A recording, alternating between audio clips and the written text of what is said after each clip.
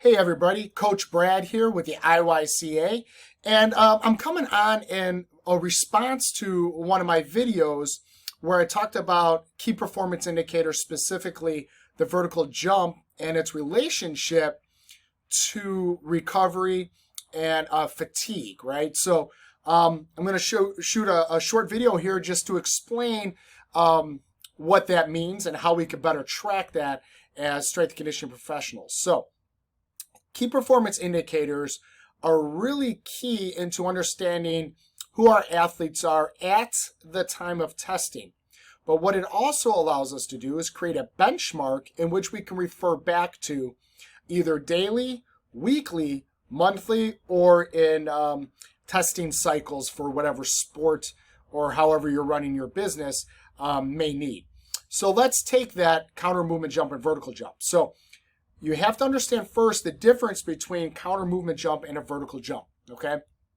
A vertical jump is the utilization of arm swings to accelerate yourself upward, okay? Generally seen in like NFL combines, things of that nature where you're trying to get the max height. Counter movement jumps are a little bit different. We take out the swing or momentum and we place our hands on our waist and we squat down and jump up just the same, but you're going to see a drastic difference in height and in force when we include the arm swing. Okay, so now that we got the definition clear, we're going to talk about the counter movement jump and its relationship to performance. Okay, so when we do our testing for us in the high school sector, we use force plates for the counter movement jumps, and then we use vertical jumps or regular arm swing jumps daily and also as another test because kids like to see how high they can jump, right? So that's where we're going to get that max effort. On the nerdy sports scientist side of things, I want to see that counter movement jump and look specifically at peak force. Now, with our programs at the high school, we monitor their CMJ or counter movement jump daily. Okay, and we use that metric to see how the adaptation is going on with our program. And let me give you an example. Hans Seeley created what's called the general adaptation syndrome. Okay, and this general adaptation, creates different phases of how the body is going to react to stressors. Okay, so we know that there's two versions of stress, right? We got eustress and distress. Eustress is positive stress, okay?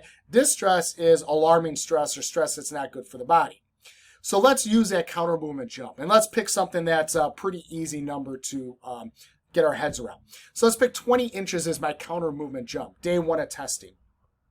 When we start adding resistance, okay, the body is going to send an alarm, okay? It's going to go, oh my gosh, my body's being under stress. It doesn't know what kind of stress. It just knows that there's stress. All right, so that stress might be in the form of sprinting, jumping. It could be weight training, right? Or all those factors, in fact, are stressors to the body and the system as a whole. So let's say we're starting to test daily, right? And we start adding these stressors. Now, a couple things happen when we add stress, right? We become sore. We become a little bit more fatigued over time. And we become a little less mobile or flexible based off of the soreness and the tightness bound on those muscle fibers, okay?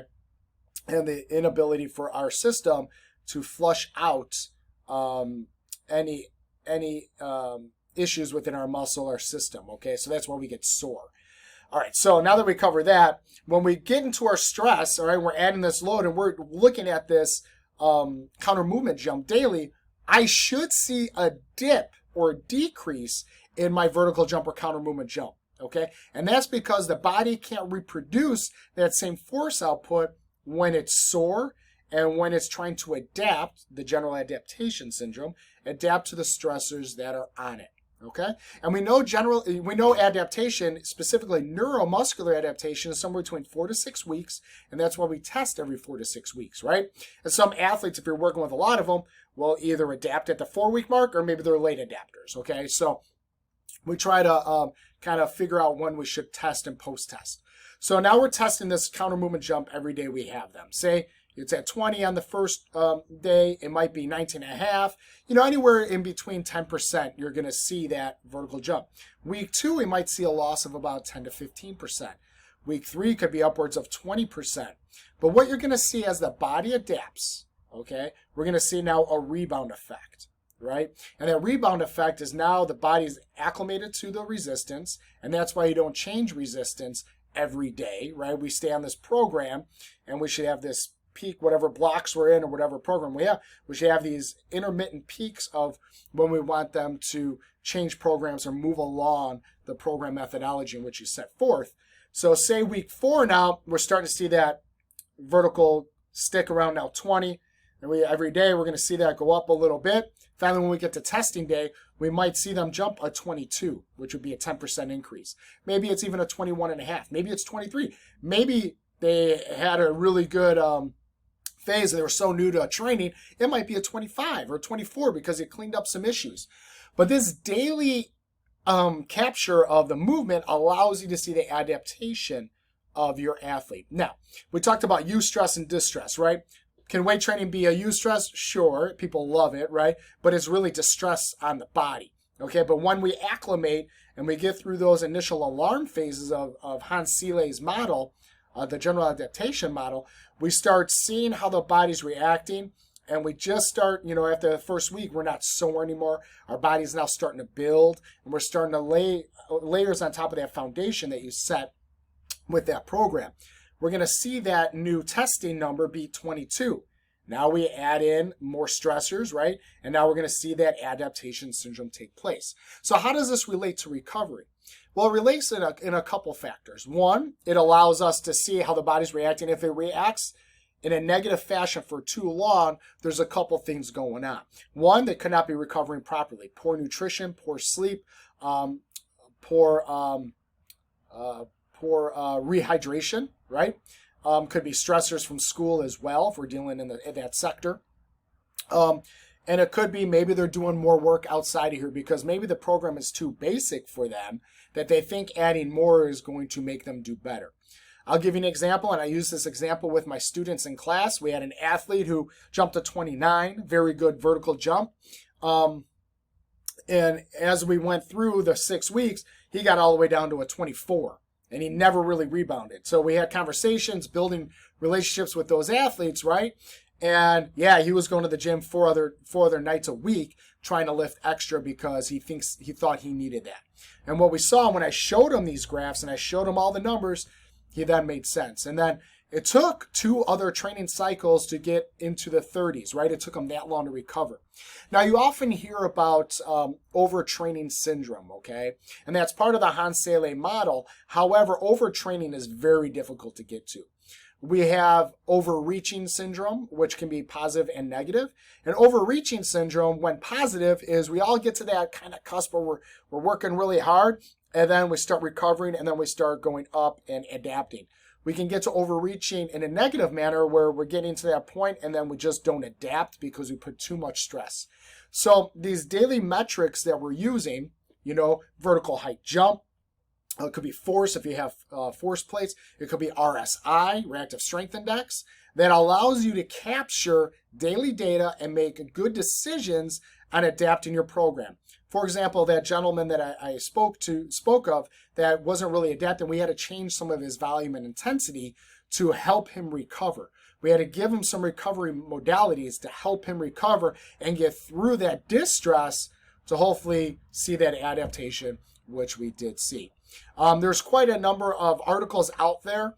I'll refer you guys to Hawk Dynamics as a great website in which they have some published articles on this particular topic. A lot of it has to do with soccer player and readiness. Soccer is a very heavily tested sport.